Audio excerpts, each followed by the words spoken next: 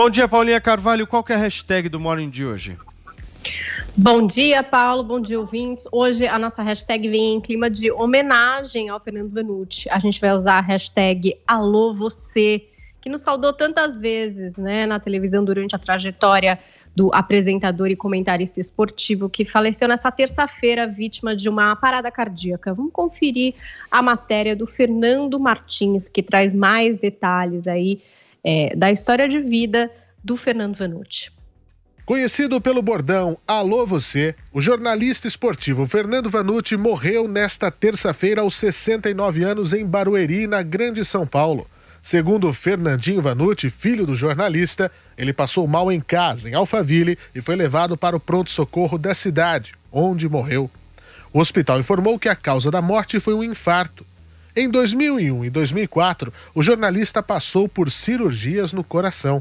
Em 2019, Fernando Vanucci já tinha sofrido um infarto e ficou internado, tendo passado por uma angioplastia e a colocação de um marca-passo. Vanucci nasceu em Uberaba, Minas Gerais, e começou a trabalhar em rádio na adolescência. Nos anos 70, entrou na TV Globo de Minas Gerais e seguiu para o Rio de Janeiro, onde apresentou jornais como o Globo Esporte, RJTV, Esporte Espetacular e os Gols do Fantástico. Somente pela Globo, cobriu 6 Copas do Mundo, 1978, 82, 86, 90, 94 e 98. Fernando Vanucci também trabalhou na TV Bandeirantes, Record TV e Rede TV.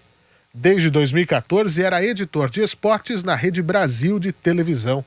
O jornalista deixa 4 filhos, Fernandinho, Frederico, Júlia e Antônio Henrique. O corpo de Vanucci será sepultado no cemitério Jardim da Saudade, na zona oeste do Rio de Janeiro, em cerimônia fechada aos familiares. Obrigado, valeu. Alô, você.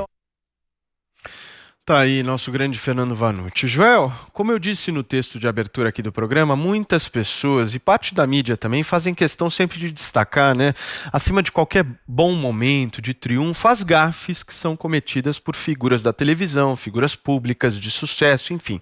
Isso aconteceu com o Vanucci e com a Vanusa, morta recentemente. O que explica isso, Joel?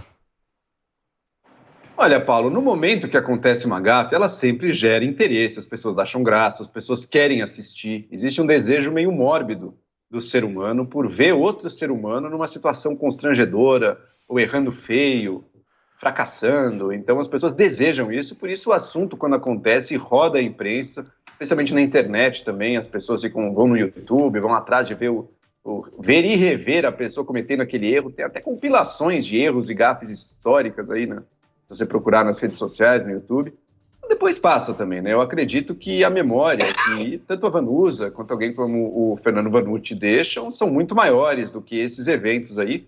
Neste momento, na verdade, na cobertura da morte do Vanucci, eu tenho visto muito memórias e recordações aí, apanhados de como ele cobriu Copas do Mundo, da carreira dele no comentário esportivo.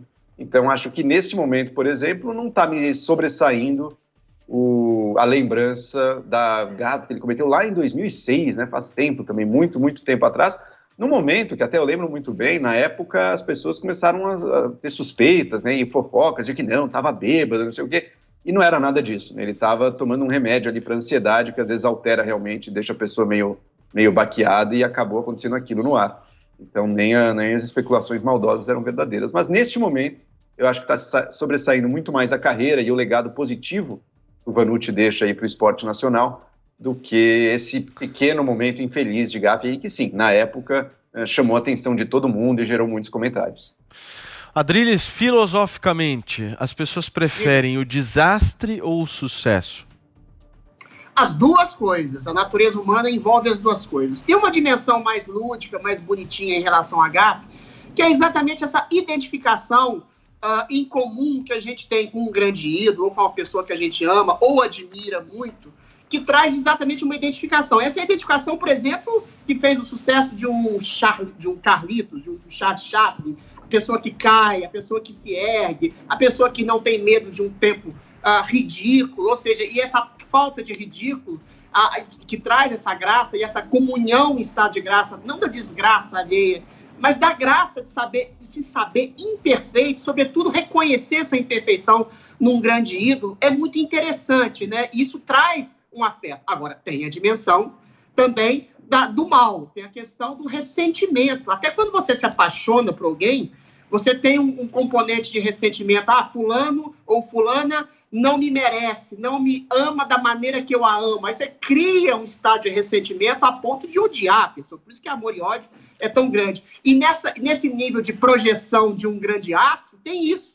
O ressentimento, sobretudo, de alguém se perceber uma pessoa medíocre que não teve as suas potencialidades vistas e percebidas pela sociedade, ou seus grandes talentos que a pessoa acha que tem, exatamente bem explorados pela falta de circunstância. E aí você cria aquela velha inveja. Você pode até admirar alguém, admirar e louvar e amar alguém, ter um grande ídolo, mas quando você vê esse grande ídolo caindo, ou decaindo, ou sumindo, você percebe de maneira sórdida no seu íntimo que aquele sujeito tirou o seu lugar e não está naquele lugar em que você deveria estar, entendeu? Ou seja, você pode até ter uma grande admiração por um ídolo, mas você sente um prazer ressentido em perceber que aquele ídolo é tão humano quanto você e apesar das oportunidades que ele teve e você não teve, aí ele se submete a um ridículo e um patético e você zomba e ri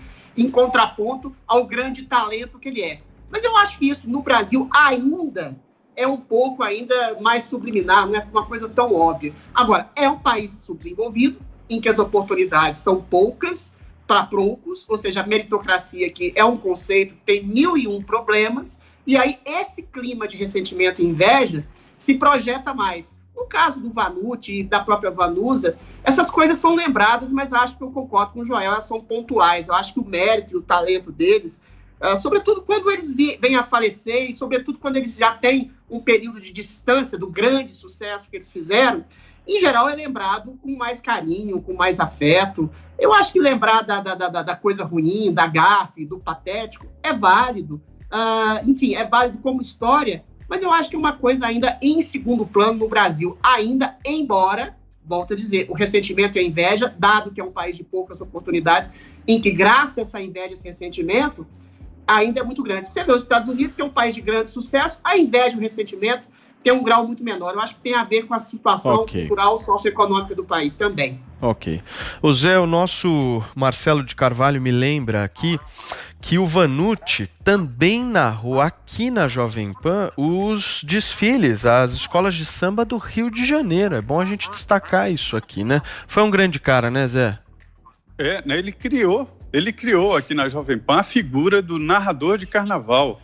E ele, eu considero, Adriles, uma transição entre aquele mundo perfeito criado pela televisão brasileira e que se transformou no chamado padrão global, com o que há hoje de descontração.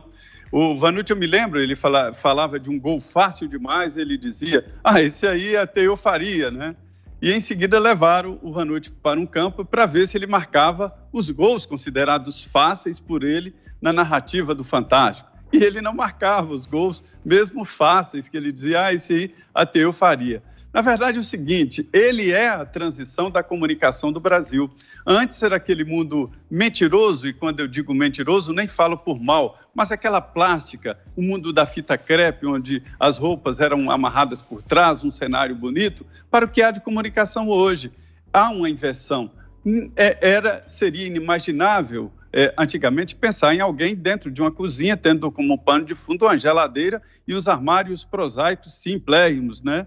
Ninguém poderia imaginar uma comunicação. E por que isso é importante hoje? É porque isso traz a normalidade, a humanização das pessoas, quer dizer, a mensagem sendo muito mais importante do que o meio, ou seja, a verdade. E hoje, olha que inversão, as pessoas desconfiam quando tudo é muito plástico, quando tudo é muito perfeito por trás. E o Vanucci trouxe isso para a realidade. Ele quebrou aquele padrão e mostrou a realidade da vida e a humanização dos apresentadores e dos comentaristas de televisão. Por isso que ele é tão importante, porque ele ousou quebrar. Foi visto comendo biscoito, falando de uma maneira não própria, acometido ali de uma instantânea, vamos dizer, impossibilidade de raciocínio diante de remédios e que o mundo naquela época não estava acostumado. Hoje é normal, porque a comunicação hoje se traduz na humanização, mostrando inclusive a imperfeição nossa de cada dia.